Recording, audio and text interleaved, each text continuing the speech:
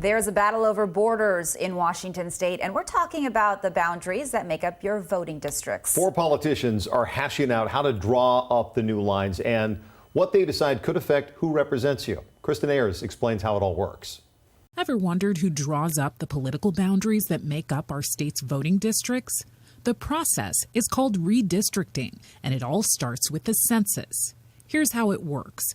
Once a decade, after the big census count, the state House and Senate choose 4 voting members, 2 Democrats and 2 Republicans, to sit on the Washington Redistricting Commission. Their job, to redraw the state's voting district boundaries so that they have nearly equal populations and everyone is represented. So far, the commission has proposed 4 competing proposals of how the state's voting districts should be divided. The deadline to send a final map to the legislature, November 15th.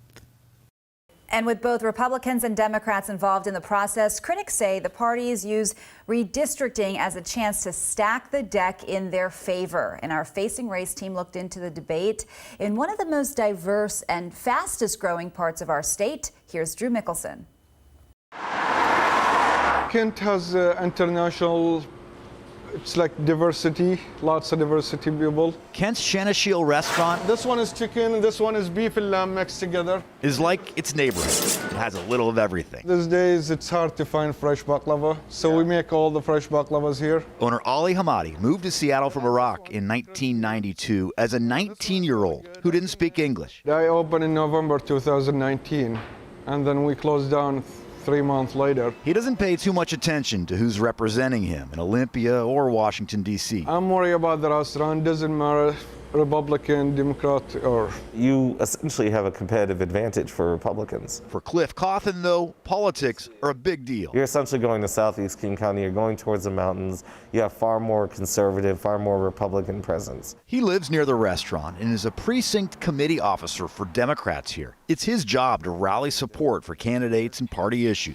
Cawthon is worried about a proposal to change the legislative boundaries around this part of Kent and downtown Auburn, moving the lines east to a more rural area that's more white. You're cutting essentially black and brown neighborhoods out of the map. Under the current boundaries, the 47th district contains some of Kent and Auburn and goes just east of Covington.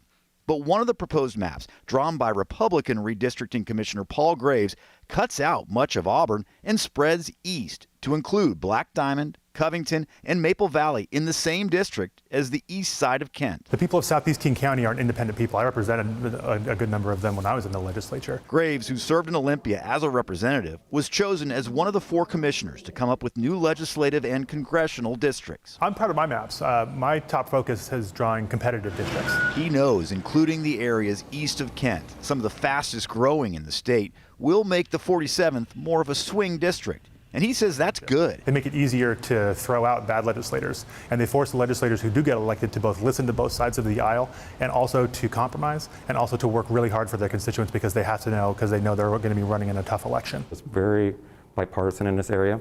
We all work together. Maple Valley Mayor Sean P. Kelly likes Graves' map. The current boundaries split the neighboring communities of Black Diamond, Covington, and Maple Valley. Cities, the mayor says, already work together. It'll be great to have them and the 3 of us in the same legislative district. This is one of the most diverse districts in the state. Redistricting Commissioner Brady Walkinshaw. I want to keep it that way. Democrats selected Walkinshaw, another former state representative, to propose new boundaries.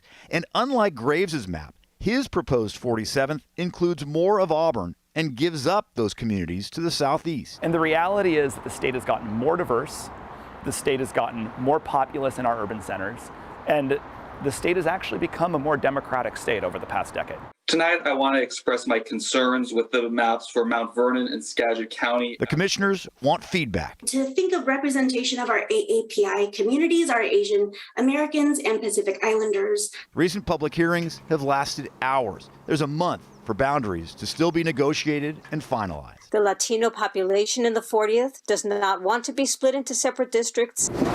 I don't pay attention too much. I'm focusing on the business and family. Back in Kent, Ali Hamadi, who came to America for a better life, trusts the system that re-examines and redraws boundaries every 10 years. Yeah, I think it's a good idea. Why not? We're all human. Drew Mickelson, King 5 News.